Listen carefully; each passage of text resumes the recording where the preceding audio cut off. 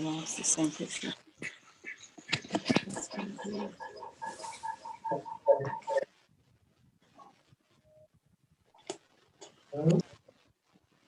Hello.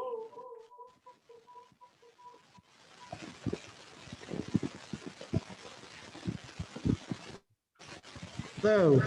All right, I'll shut mine off. Turn your volume off too, your audio. Yeah, turn your audio off. Good morning.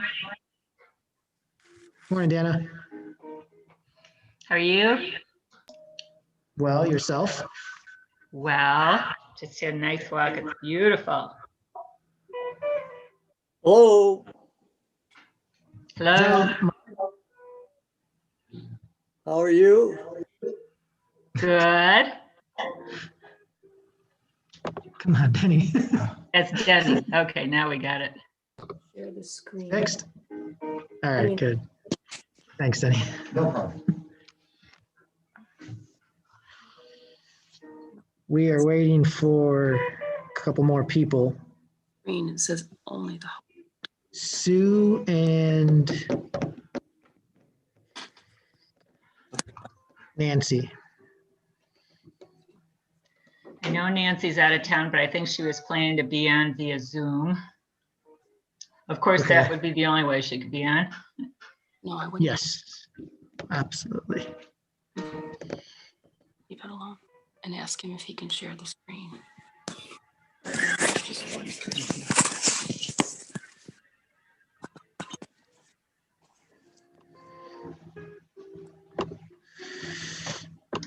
Did we lose Denny? No, Denny's here in the office with me. I just had him Okay. turned off because there's an echo going on. I gotcha. There's Sue. All right. Should let everyone know that's here so far that John Cups has resigned from the tree board. Okay. All right. So we'll be looking for a new tree board member.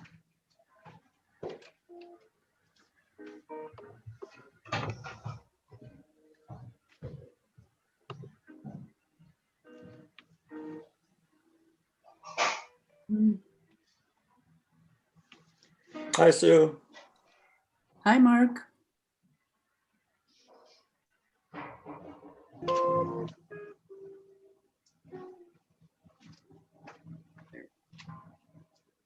Hi, Sue.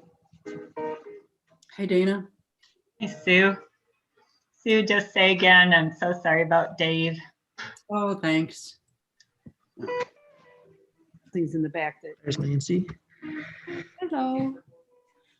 Oh, Hey, Nancy. hello, how are you? Good. Good. Let's We see gonna if I see can- your lovely face? Yeah, There you you can are. see my lovely face here. Okay. How's North Carolina? It's sunny and I think warm. I'm not sure my daughter would agree with me, but it's warm, 45 and sunny. I'll take it. Yeah. Yeah, so it's all good. So are we gonna get to see the little boys during our Zoom meeting? No, because they're actually in school. You know, Gotcha. they still have in-person little kids, day camp. So another time for sure. How's everything in Harbor? Okay? Oh, good. We're having a beautiful sunny day today. Good, because Mark and Paul left this morning, so that's good. I'm glad to hear that. Good driving, yes. Yeah, should be good driving. Hey, Sue, how are you guys doing? Doing pretty well. Are you? I've been thinking about you. Good. Oh, thanks. Yeah, How about your mom? she's doing pretty well. Okay. Got a lot to adjust to, but she's busy. She's your mom. Yeah, it's very busy right at first because there's so much to take care of. Yeah. Yeah, it's the drop off and all that activity that worries me, Yeah. especially when it's cold winter and she really wants to go to Florida, but she won't do that until she's vaccinated and, you know. Well, I was going to say maybe she'll be able to get it in January or February, though. So I was thinking about you guys and hoping that would work for you because that would be a great thing to do with her for a bit. Yes, it sure would be. Yeah. After my mother-in-law died, we took my father-in-law, we told him we were going to our big boat, which was down in Virginia. And at first he said, no, I don't want to go. And we said, well, we're not going to go unless you go with us. We're not going to leave you here by yourself. And so he went and he's told me a bazillion times how that was exactly the right thing for him to do, you know, in hindsight. Yeah. So Yeah. I hope that works for you guys, like in March at least. Yeah, that'd be great. That would be super. Well, hugs to all of you. It's a tough time. Just- Thanks, Nancy. yeah, Yeah. yeah. Hi, John. Hello, everyone. How are you? I'm doing well. As Dana Good. said, enjoying a beautiful day here in Harbor Springs. I'm happy for that. That's great. That's great.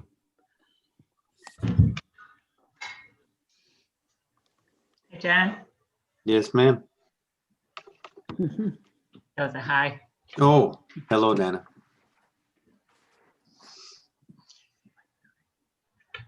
Victor, that, the city tree plan just reads so beautifully. Well, I appreciate that. Thanks, It's Dana. something for all of us to really be proud of. Yes, It's awesome. thank you. Yeah, I do have a thanks. couple suggestions, but We'll get to those. yeah. Yeah, good job, Victor. I didn't realize you were on. I should know because what I can see on my screen, I should know you're there. Hello. I did my third grade attempt at a espresso. Would you make them?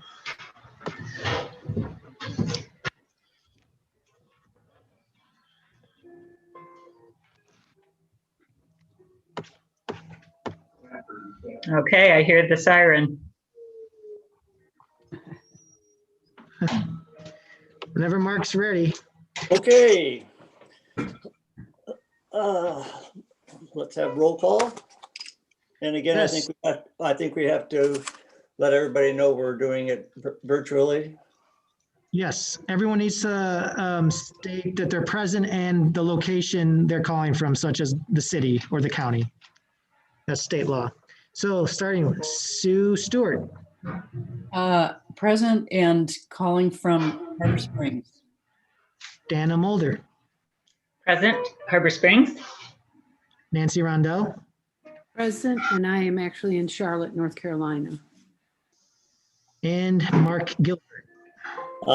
Present from Harbor Springs.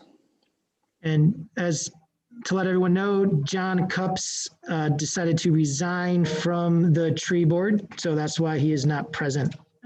We will be looking for a new tree board member with the city council. So Okay. Thank you. Okay, the first item is our approval of the minutes of our November 20th meeting.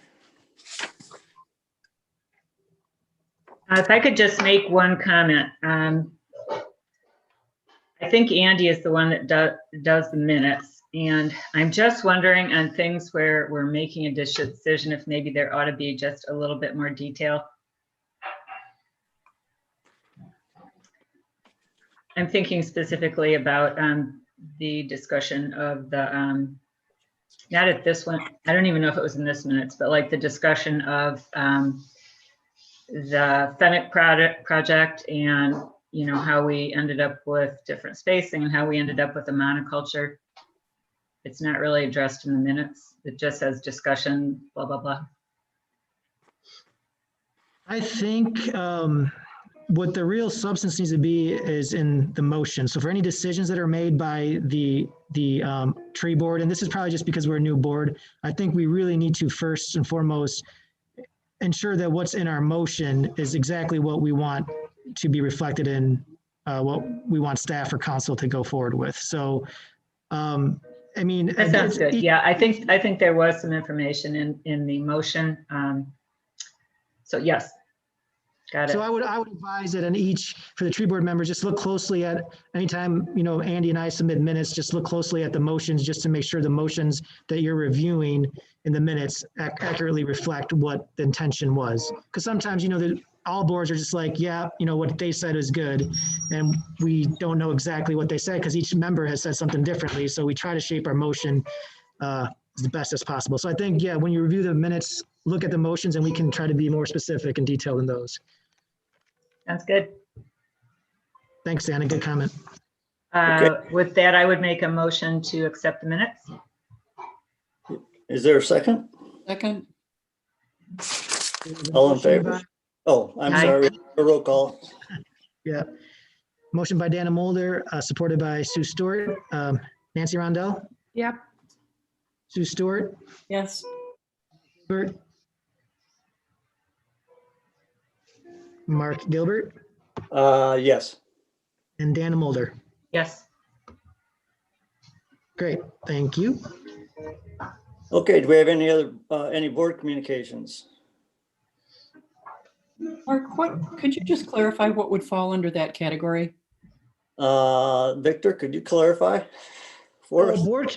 board communications are generally for things that are updates from board members and things that might necessarily not be on the agenda. So like, maybe, we're walking the park and you saw, like, I saw a dead tree there, just we should address it in the future, something like that. So kind of new business that we're not going to address here, but that maybe we want the other tree board members and staff to know about so we can address in the future. Okay, can I, is it appropriate place to ask a question? Yes, of course. Is it appropriate for the tree board, for any of us to make suggestions regarding potential new tree board members?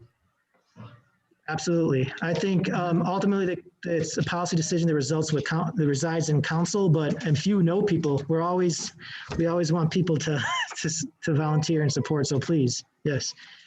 Thank you. Victor, I also had something. I was out on my morning walk today and I noticed there's a cedar tree being trimmed on Glen Drive. Is there a reason for that? It's on city property. Part of it was cut down. I don't know whether it was trimming or whether they're going to finish it or not, but I'm just curious. So I'll double check with Lucas or Ben about that one. okay, very good. Any other board communication? I have a stream of consciousness thing here.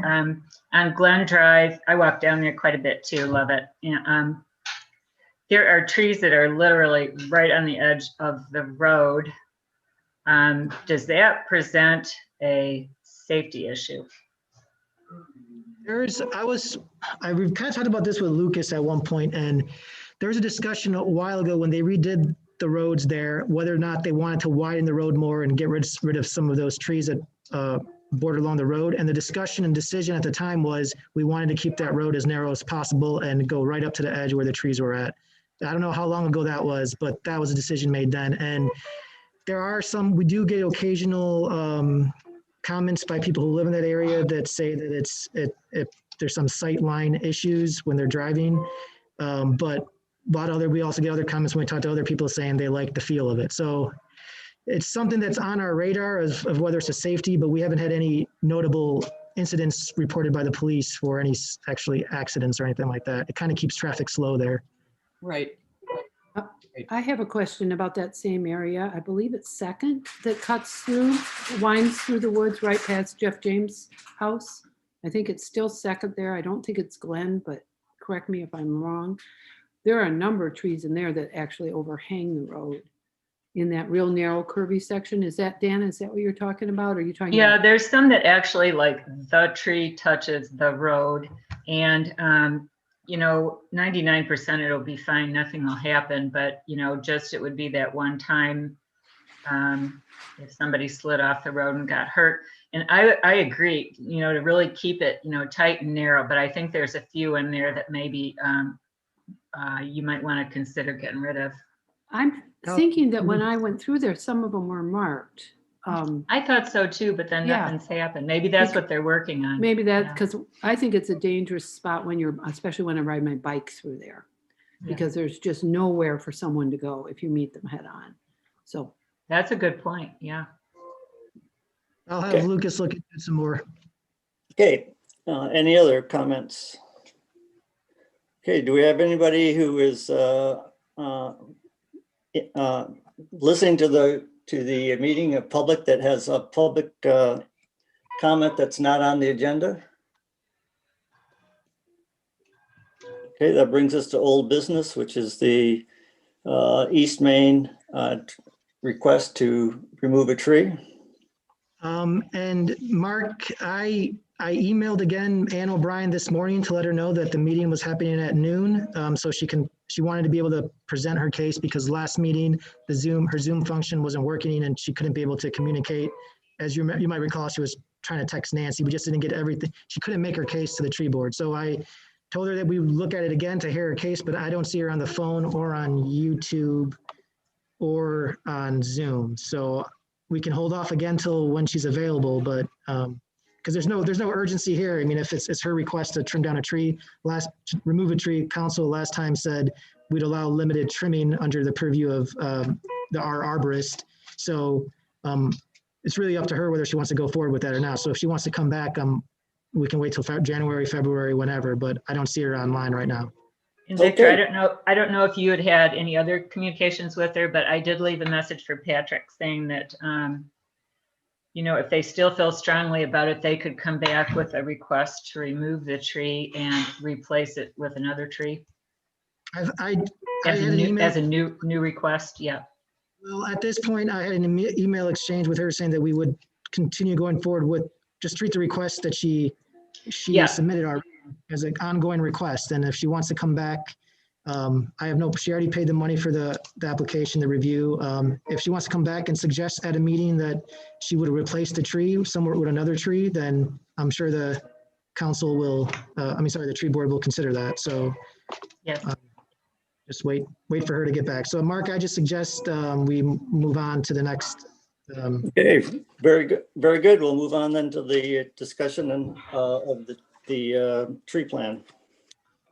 Yes, so thank you for everyone who contributed. Dana, most recently, a couple sections here, but Sue, sorry, Nancy, you didn't do a whole lot of work into it. But Mark, everyone, I think we have a solid tree plan going forward. It's, of course, not perfect yet, and there's some things that we'll have to probably address in the future. But the goal here right now is just to get any changes or suggestions from tree board members as to anything in the plan, goals, sections, rewriting, any mistakes you might have noticed. One thing I did not include the tree inventory because that's 130 pages long.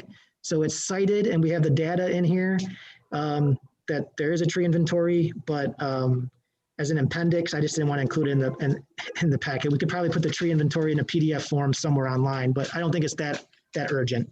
It's more of an in-house thing for us at this point. Victor, I had just a comment on that as well. This kind of follows on with the spirit of what they're doing with the master plan, just trying to keep it more concise and not a big document. I'm just wondering if some of those charts, from the inventory section, if that might be helpful to move them to the appendix just with a summary of what you found in them. You know what I mean? Right now it's a 72-page document, and if that would move like a bunch of pages, I think. Well, It's a thought. I would agree with that because if what you want to do is print it so you can look at it, you've got to go in and select which pages to print if you don't want your printer's color ink to get all sucked up by printing those. You know what I mean? Like it's Yeah. easier for anybody who wants to print it to not have to work around those pages. so shift the graphs and the charts to the appendix. Is that the recommendation? Yeah, Yep. I think so. I would agree with that. It's all really interesting for sure, but maybe in an appendix. And then I was just wondering too if how the appendixes are handled. Like, do we want to have them as separate documents that you can click into rather than having them part of a 72-page document? Well, I've included them here just because it's part of the official plan, but we can always just have the plan that goes to page, what is this, page 43. And then we can have the implementation matrix as a separate, that's for us internally to keep track of progress. And then you can have the appendices as a separate document as well. So we could post it on the website as 2 or 3 separate documents and just have the plan in of itself. But for internal purposes, I wanted to make sure that everything was included that should be included as supplemental documentation for the plan for you guys to review. For sure. I wonder even if under appendices, you could have sort of a table of contents and then have individual documents for each appendix. So if you wanted to just look at one, you didn't have to print them all or something. Yeah, And I forgot to do the contents yet. Thanks for reminding me. that's a nice way to do it. I see that happen a lot with with longer documents online where you can go in and print chapter 1 or print chapter 2 or whatever. Just breaking it down really helps with people who are not power users and don't want to mess with their print settings and don't want it to spend all day downloading, and just makes it more accessible. That's good ideas. Thank you. Victor, can we look at the vision statement? Can you pull that back up for me? Yes, I can. Thank you. I just had one question on that. This is like a huge learning curve for me, you guys, in the tree world, so hang in there with me. My question about the vision statement, as far as I could see, this was the only place that we mentioned private property as well as our public property. Do we want to do that? That's a question Well, for you guys. I think You it is addressed other places. Is Nancy. it? Yeah. Okay, It's like it's addressed in places such as when we are recommending education and outreach to private residences, as well as potential ordinances for like trimming on the bluff, for example. Right. There's okay. yeah, there's a few spots. Yep. And does the education, I mean, I got detailed reading through to a certain point and then was skimming. And of course, one of the ones I was skimming was the one on education and outreach. Does the education and outreach section also talk about encouraging planting and maintenance on private property? Because I think that's one of the places where the vision statement and what we say in the vision statement gets carried out is in the education and outreach. Yes, on page 29, I just highlighted on my screen, we have a statement that says the tab should provide planting guidance or materials to residents to ensure that they have the necessary information to plant trees correctly, accounting for factors such as planting depth, spacing, soil requirements, and et cetera. And I think we have some more in the goals too. Oh, I'm sorry, go ahead. No, Mark, go ahead. Part of the relief project that's going to happen this spring is one of the goals is to get the public information out to them and invite them down to learn how to plant a tree and participate. So, I mean, we do have avenues to do that. I also noticed in the document, there was some mentioning about having demonstrations for tree pruning and so forth. We've put in some new trees that are going to need to be pruned soon. Again, we could publicize that, invite public down and give a demonstration. Again, trying to help them with trees on their own property. Just a logistics suggestion. We're going to start talking about Arbor Day activities in January. Maybe part of those activities could be workshops on tree planting, workshops on pruning, that kind of thing. I think the education is great. I don't want to be misunderstood. I think that is all a really good, important part. I just think as a city board that deals with the public lands, we need to be careful in terms of dealing with people's private property. I'm very sensitive of that. But certainly the education piece of it is great. I would hope a lot of people would take advantage of that. Okay. I've got, are we done with that part of the discussion? I don't want to cut anybody off. Seems like we're good. Okay, I have three issues I'd like to bring up.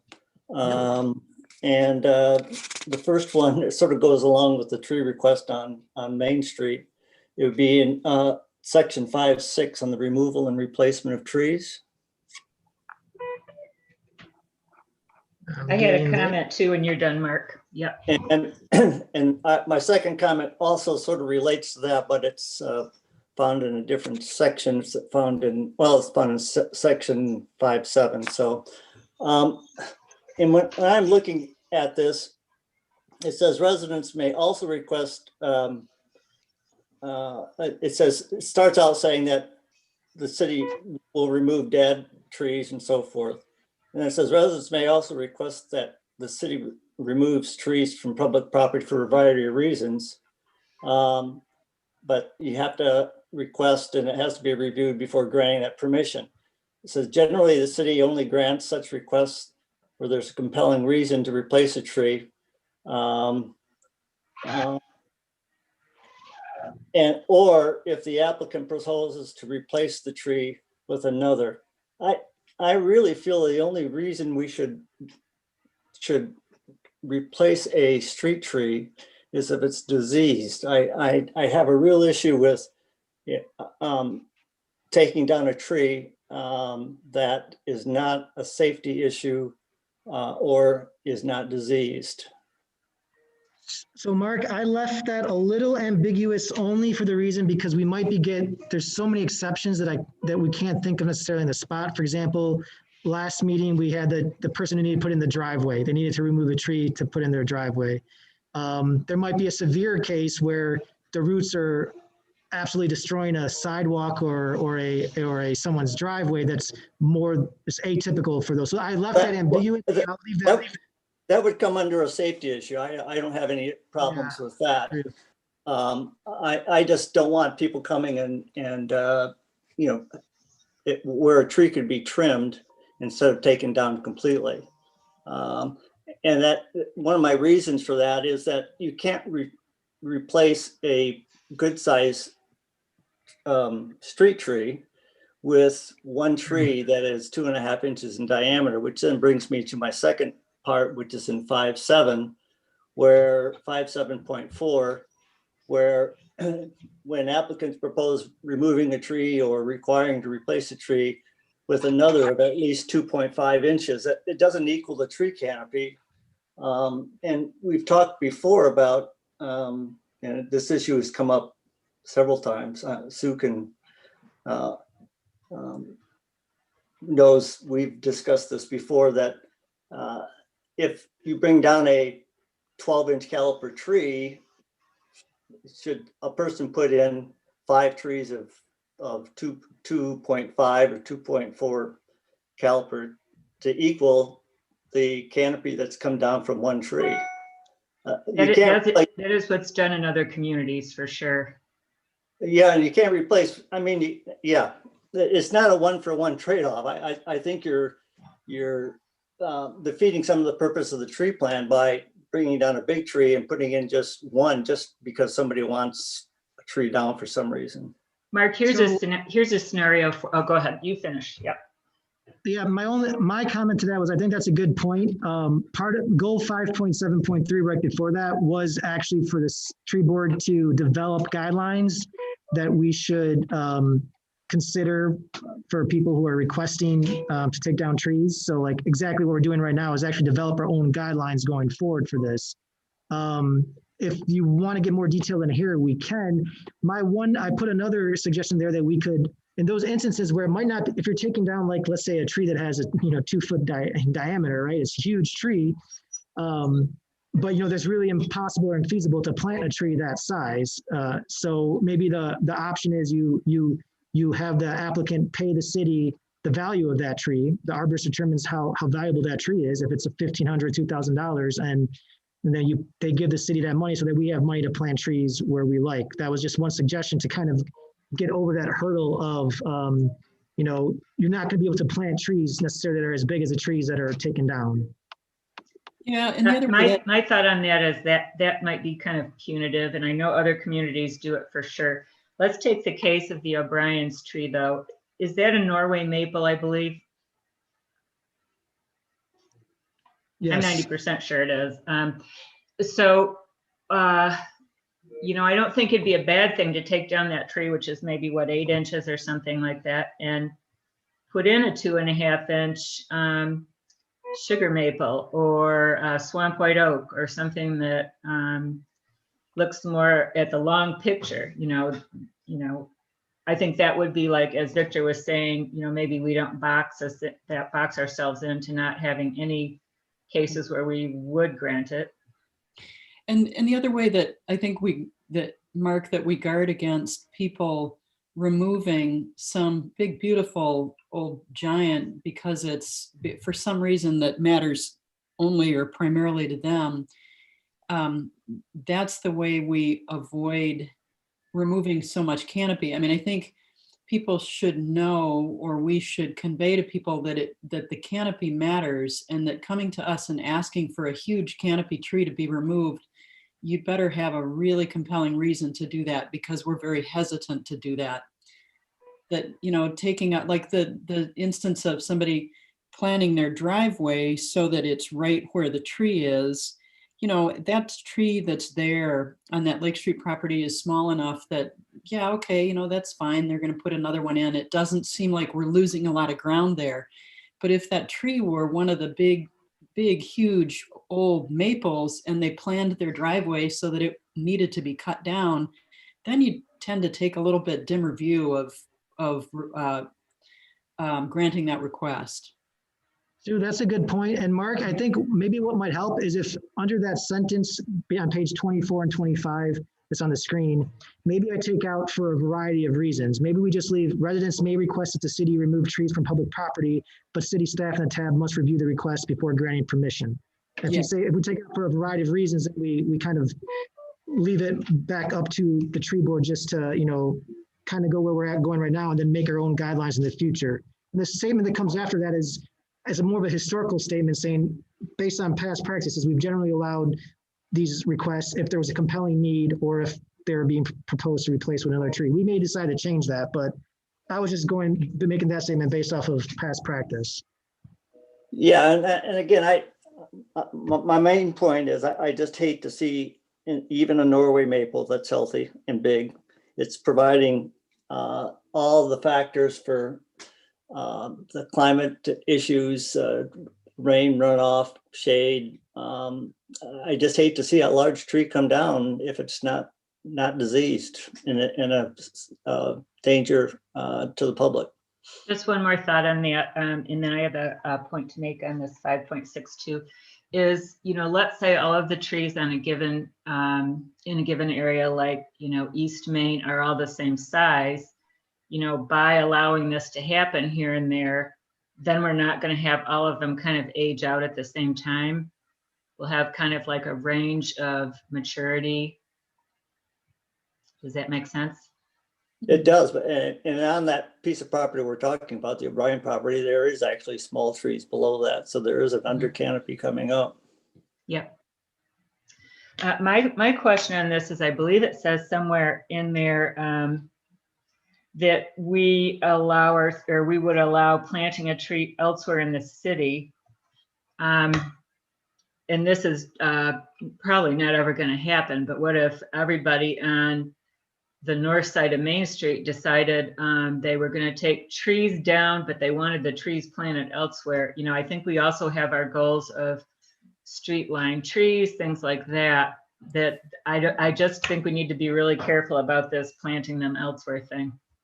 Anna, my thought with that was that, you know, the tree board and staff is going to review that request. So this is not saying that we'd allow them to choose a location. It's we would review their request, and if there's a feasible, if the tree board think there's a better location, then, for example, there might be a tree that's right now that's planted right next to a driveway, right? And if that tree is requested to be removed and the tree board says, okay, let's do it, they may decide there's not enough room on that side of the street to put it there. And they might want to say, all right, well, give us, you know, X amount of money or plant another tree in this other location of town where we think it might be more appropriate. So it just, I think, gives the tree board that flexibility to say, you know what, we probably will require you to replace that tree in that location, but it may be that we want to put that tree somewhere else.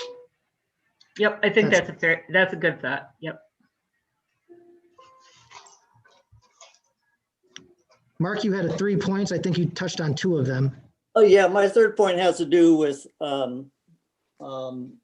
the city funding, the budget thing, and that would be towards the end Mark? there, where we talk about budget. Section 8. Yep. Yeah, section 8. Funding and budget. Yeah, my feeling is again, I appreciate the way you stated how all the different departments help in trees and the expenditures that we put towards trees in that way. Where it talks about potential funding sources, which would be 8.4, I'm very much in favor of having some dedicated city funds as a line item budget for planting trees. Even if we start out at $2,000 a year. I'm just thinking of Zorn Park. We've had 2 trees taken down there. One was because there was a sidewalk issue. Another was in a storm. And it would be nice to have money in a fund where we could replace trees that come down every year on city property, rather than depending totally on our donated tree program or grants and such. Along the same lines, Victor, is there a line item in the operating budget for tree maintenance?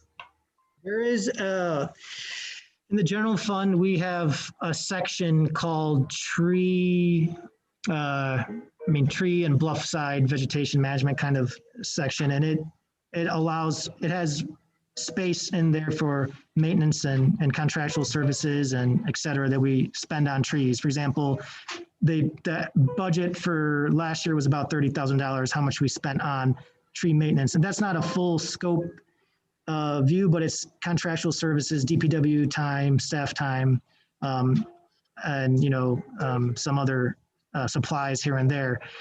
But we don't have, and I've talked with Clerk Whitaker here, Nick, about creating just lines that we could have for revenue in, $2,000, whatever it may be, $3,000 to spend on planting trees, and then an expenditure line for how much we spent on trees. And then we would have a revolving balance at the end of the year. Let's say, we have the city council said, here's $2,000 this year to plant trees.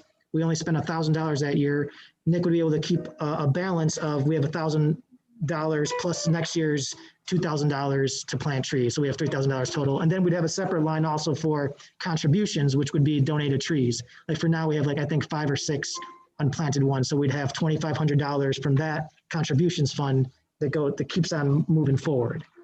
So yeah, so we are monitoring, we're doing a better job of tracking maintenance and monitoring that, but we're going to try to tighten that up a little bit this year, 2021 as well.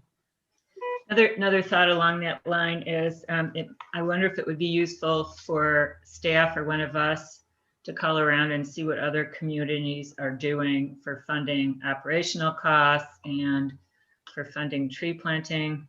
I know I was going to call Sue's sister. I haven't done that yet, but just to see what other communities are doing.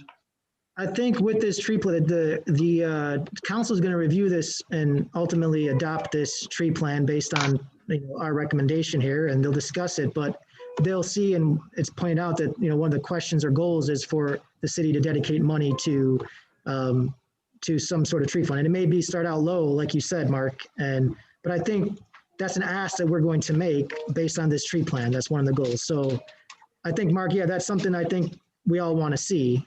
It's just how it's going to unfold is the question. We got to figure out how and what that number looks like to start with. Well, yeah, I understand the budget issues you're having. It's just that we seem to be losing more trees than we're putting into our tree donation and grant writing. And it would be nice to start, at least show we have a commitment and start small if that's the way we do it. But I'd like to get that in the budget and people thinking about it in a positive way. So I think we can have that discussion further in detail. Probably we can make that request in our agenda under item B, F2. We're talking about budgeting goals for 2021, and one of our goals might be to just ask council for some money for tree plantings. okay, thank you. That's all my comments on the plan. And again, thank you for all the efforts you've put into it. Appreciate it. Thank you, Mark. Victor, I just have a quick question, and it's not really about the plan specifically, but since Main Street, M119 is a state highway, why does the city have the right of that right of way to do trees? We do have agreements with the state, so there's trunk line and state road agreements that we share with the state. So we share the road essentially. They are ultimately the owners and control of it, but they give us permission to do things like erect trees, take down trees, put up signs, take down signs. Well, signs is a little more complicated. We can't take down signs that they put up, but we can. So we do have agreements with. Yep. Okay, that makes sense. Thanks. That was just a clarification I needed. Thank you. Any other comments on the tree plan? I have a few. Victor, section 4.2 and species diversity. Yes. And you and I have had discussions about this, but there's a comment in there about large plantings of monocultures on individual streets should be carefully considered. And I hate to keep beating a dead horse on this, and it's done, but I really don't think we should have put all swamp white oaks in so many of them on one street. And do we need something stronger than should be carefully considered, or should we just, as a group, make a motion that we're not going to do that again? My thought was that when we were discussing it, I thought we were discussing other species so that it would be a mix, but apparently that was not everybody's understanding. Well, we did discuss that, but when the motion was made, and I can find it here, it said one or more species in the motion that was presented and approved by the tree board. I'm trying to think. I don't remember the one part. I don't even know if it's worthwhile to go back and listen to it. It doesn't matter now. It is what it is. But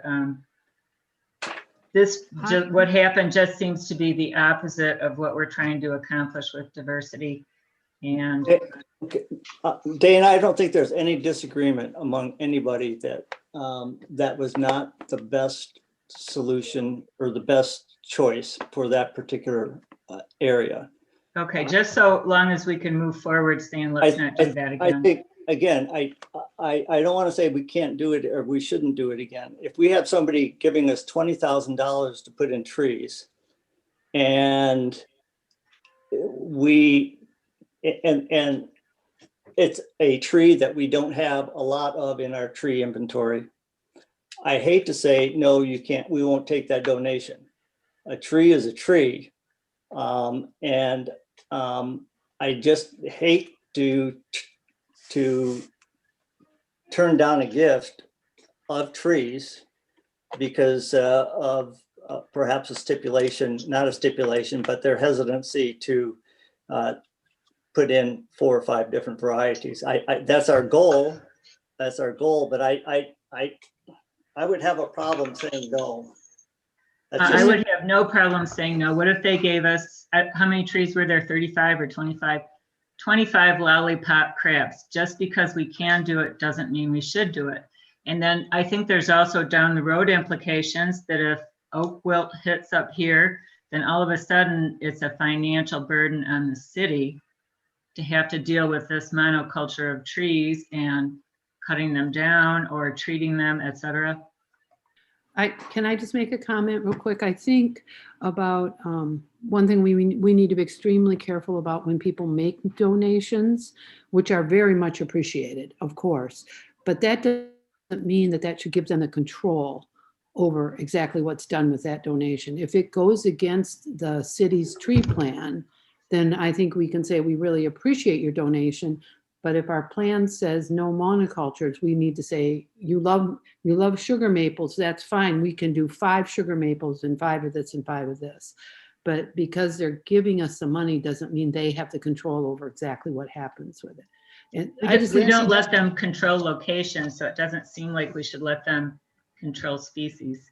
I think we can try and accommodate them and be compromising, but.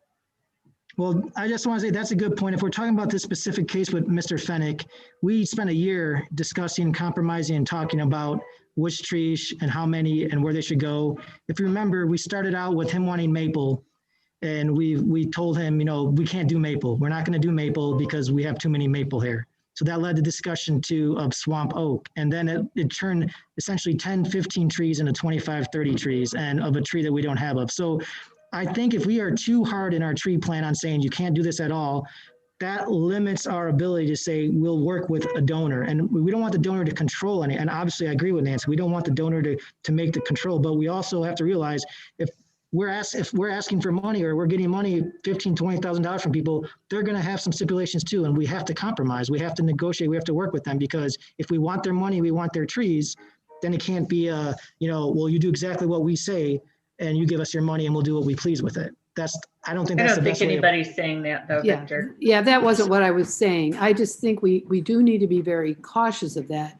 Someone, donates money for a park and they want to say, here's exactly what you have to do in that park, and city, you owe me for that park that I donated.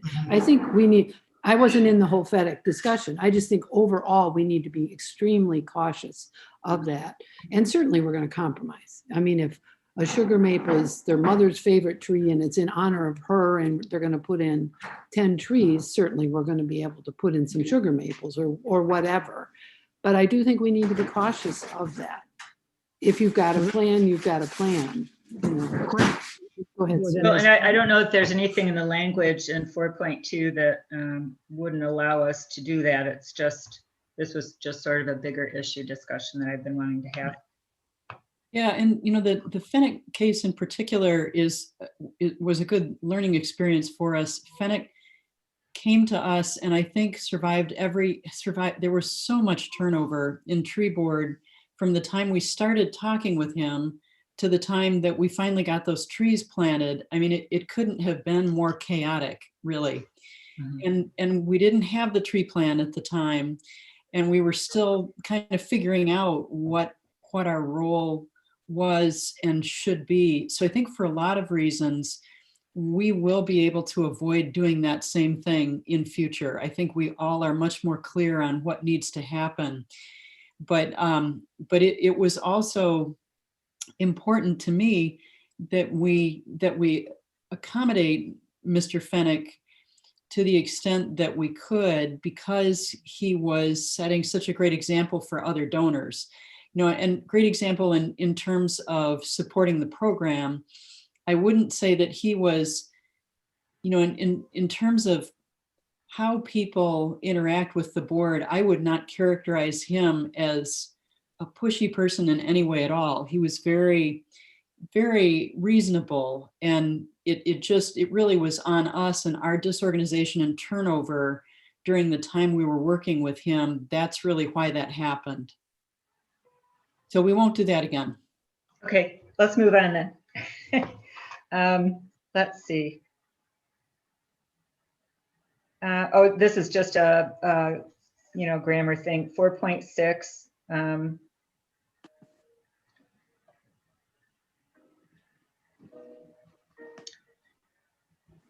Let's see, where is it?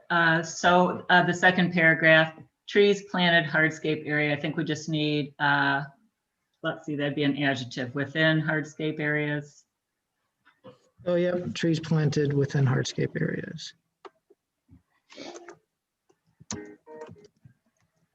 5.2 on fertilizing.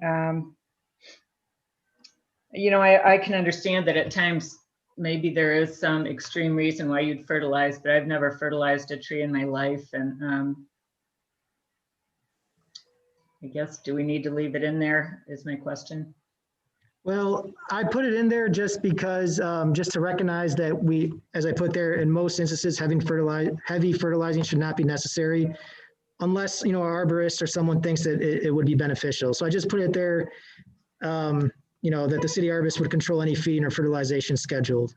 The idea is to emphasize that we shouldn't fertilize, but there may be special cases where our arborist says, but I mean. I'm just afraid, that is what arborists do, that we don't want that to become the norm. Well, I mean, the idea was if we want our trees to survive, and if the arborist feels that there's no other way for the tree to survive and that it would be enhanced by feeding or fertilization, he's our professional staff, we should go with his opinion. So that's, but if we don't want that in there, then we're essentially saying, are we saying no to fertilization? If that's no feeding I don't think we're saying that. It's just, I don't ever want to see us get on a fertilization program. I mean, we're so close to the water, and I think we all know what fertilization does to algae blooms and all that. What do other people think? Leave it as is and just he wouldn't do it without talking to you anyways, Victor. I just think we just don't want to have a program, you know.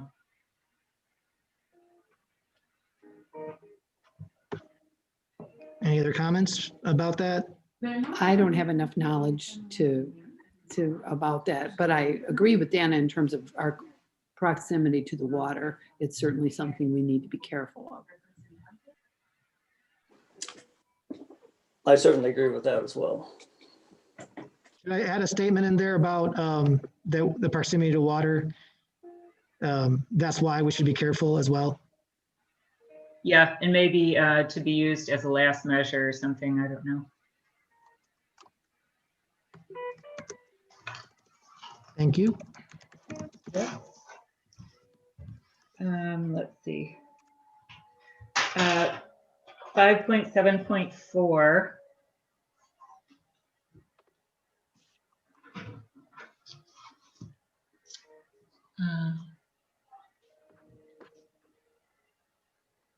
A tree, do we want to say an approved tree or something like that? We all take that for granted at this stage, but. Well, I think we already have a goal of that we created a trees for success, so it would have to be an approved tree regardless if, yeah. I mean, it's, yeah. Let's see. I had something about 5.7.5.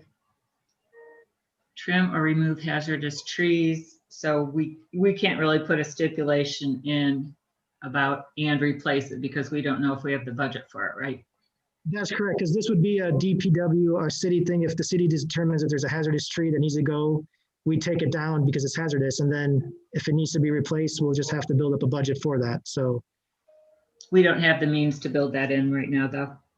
No, there's the hazardous trees come in, they pop up all the time. Yep. 5.7.11.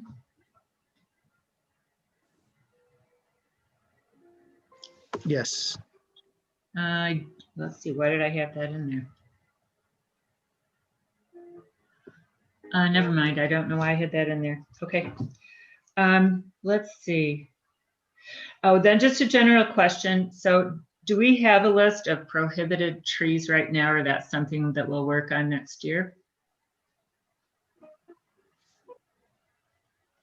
I don't think we have our own unique list. I believe we've referenced to other I think it's Arbor Day with invasive species list and stuff, but I don't think we have a specific list that we've created on our own for prohibited trees. It's just, I thought, a goal that we might want to do. Yeah, I would agree with that. Let's see. And then just a few things that I think would be great to do sooner than later. This whole thing of poisoning trees for views, it's a thing, I'm afraid. You know, you hear people talk about pounding a copper nail into a tree, and I don't know how you'd ever enforce it, but I think the sooner we can get that language in there about destruction of trees, that was in that 6.3, I think. We do have an ordinance that talks about it. We can look back at that ordinance to edit it, but really right now it's about how do we catch them? That's really, so there's an ordinance for fines that if people purposely destruct a tree, it's just, you know, monitoring it. Who's going to catch who did it? That's the tough part. That's the tough part. Yep.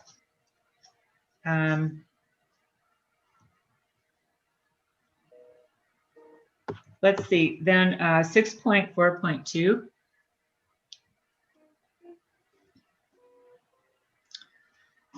Yep. I have a disagreement with 20%. And this goes back to my belief in native plant communities.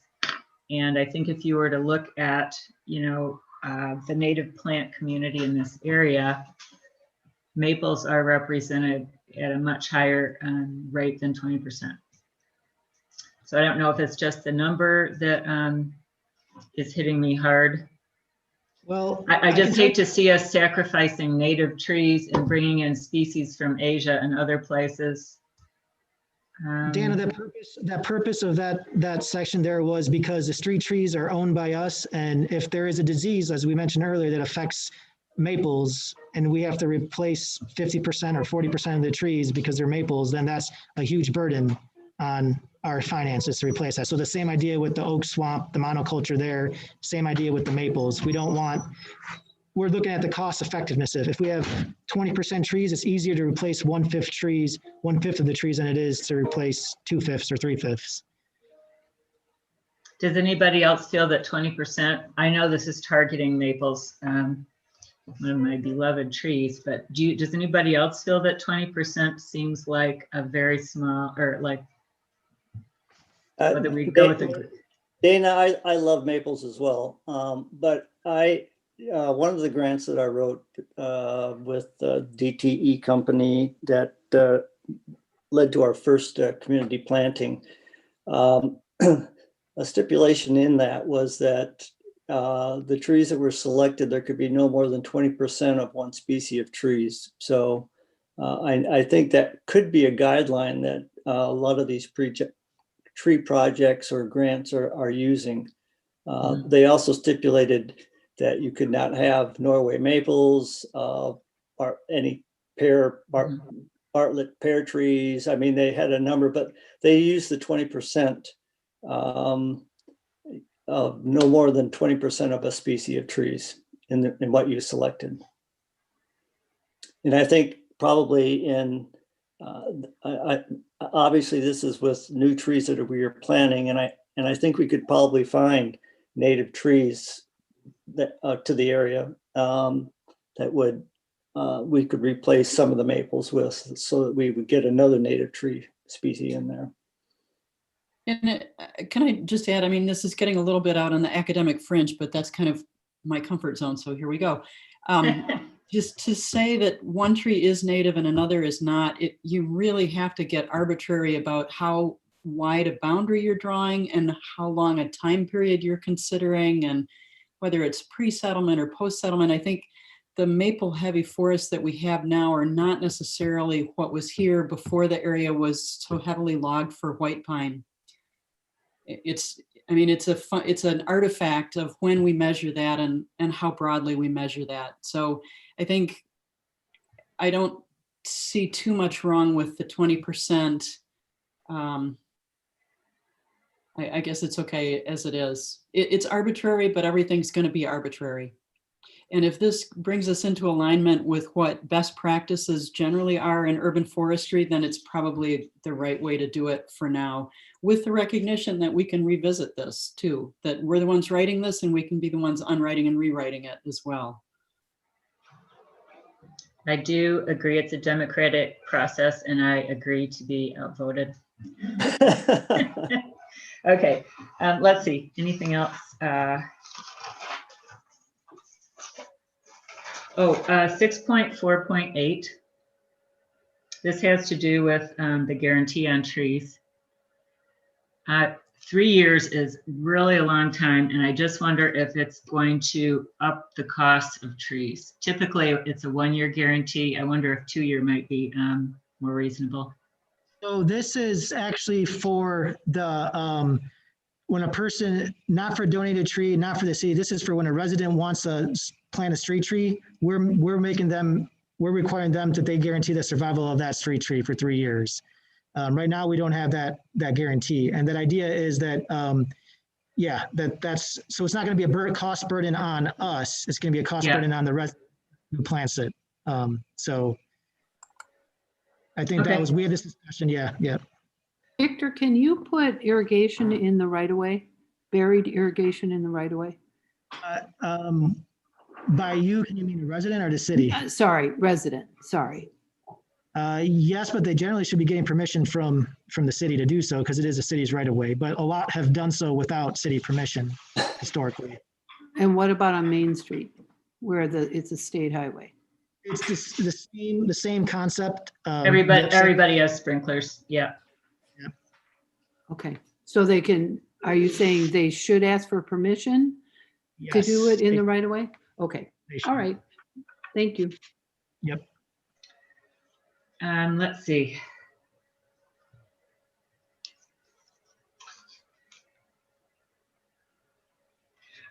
Just discussion about the tree bases.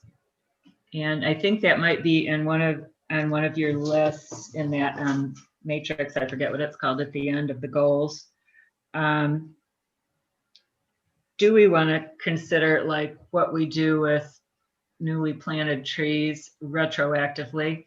Like, I think probably the trees that have been planted in the last few years, you know, when you put a tree in, there naturally is like a 3 or 4 foot hole dug.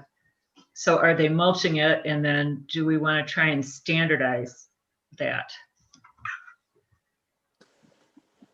Dan, I agree with you. I'm a bit concerned with the new trees that have been put in.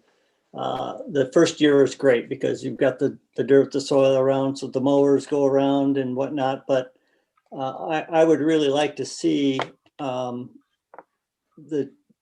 trees that we put in are mulched on a yearly basis. We had this discussion about what happened with the crab trees on Zoll Street as a very poignant example of when it's not done. The bark has been thrashed all the way through to the core of the tree by weed whacking. And so part of it's education. So maybe that should be another thing. I think you said you had addressed that already though, Victor, right? But yeah, just, you know, then there wouldn't be any question if there was mulch around the trees. Yep. And that's part of this goal 4.7.12 says that the part of the tree plan goal is to, you know, for the tree board to consider, you know, a plan and how to go forward with these tree bases throughout the city. So I don't think it's something we can solve in the tree plan itself, but we're going to create a plan that eventually might be incorporated into the tree plan. That sounds The goal. good. Then going forward, what are we going to do next year? I wonder if it would work if each of us took this matrix and maybe we have like a weighting system of 1 is very important, do it right now, or 5 is very important, 1 is like not that important, and then maybe we come up with like a weighted, what do we want to work on? Well, I think we can maybe get to that when we go to the new business section, and we're kind of running off at a time here. It's 12:55. Okay, yep, okay, sorry. That's all I had. Thanks, Dana. Any other comments on the tree plan? There are some minor editorial things. Do you want, what's the best way to get you the markup? If it's grammar, editing, it's not anything major, just send it to me and I'll include those in the revision. Okay, thanks. Thanks, Sue. It's just an excellent plan. I think we can all be very proud of it, and congratulations to Victor. It's just, I think, very, very good. Well, thank you. It's mostly you guys too, so. All right, so that will be, once those things are edited, will come back to us for approval and then sent to city council. Is that correct? That's correct. Okie doke. All right, let's move to new business, which is first one item is the tree planting request on Lake Street. Yeah, so this is the one for yep, they made that request last tree board meeting, and we said that they could remove it so long as they submit a tree planting application. And so this is their application for, sorry, it's right here. The ginkgo tree.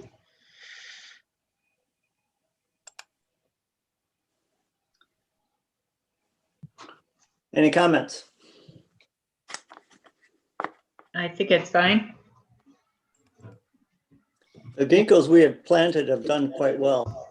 They are slow growing, but they look good. Yeah, that would be my comment. Yeah. Yeah, I think it's great. I think it's salt tolerant, and so I would make a motion that we approve the request. All right, is that a motion, Dana? Okay, is there a second? Second. I have a motion by Dana, a second by Sue. I'll take a roll call here. Nancy, Yes. Mark Gilbert, Yes. Dana Mulder, Yes. and Sue Stewart. Yes. Motion carries. Thanks. Okay, that leads us to item number 2, budget and goals for 2012. And I think if I sorry, I think Dana's idea was potentially a good one. Maybe what we want to do is look at that implementation matrix for next meeting and decide which goals we want to work on for that year. Briefly, I know budget-wise, we do have $30,000 is what we spend on maintenance. We have, as you see on the screen, these red donated trees. There's 6 of them. We have not found locations for these trees, as well as in the next section, location for our relief grant that we're going to receive. We want relook at that for where we're going to plant those trees. So maybe instead of discussing them now, because we're here at 1 o'clock, we put this on the first on the agenda for the January meeting, talk about our goals, knowing and try to go to council for a request for some preliminary money to put in our tree fund balance to plant trees. But I'll leave that up to you guys. But I think we need more time to discuss this. We could end up going to 2 o'clock discussing this. I think that's a good idea. Any other Agreed. comment? Yep. Okey doke. Thank you. All right. Victor, I'm just wondering if, and I've discussed this with you, is the plans for Jardine Park, has the recreation director, is that part of his responsibility, or how does that work? So Denny's actually here right now, and Oh, okay. ultimately what goes on at Jean Jardine Park is going to be, if there's any physical structure that goes there, that's a council decision. But Okay. right now, I think I'll let Denny speak, but I don't think there's any plans for any kind of structure or anything at Jardine Park. There is not. Yep, there's nothing. Okay, I was just wondering about possibility for trees, and it helps me, so that's good. Thank you. Good question, though. Yeah, I was thinking about that too, is that as we're thinking about where we're going to put trees, we need to consider not putting them somewhere that might be a potential development area for a park. Yep. All right, any other items? I Well, think we're good. Again, I think we had some good discussion. Victor, again, thank you so much for all of what you've put into the plan. And I wish everybody a Merry Christmas. Merry All right. Christmas to everybody too. Thanks. Have good holidays. Merry Thanks. Christmas, Merry everybody. Christmas, happy holidays, happy Merry New Year. Christmas. See y'all. All right. See you in January. Yep. Yes. Thanks.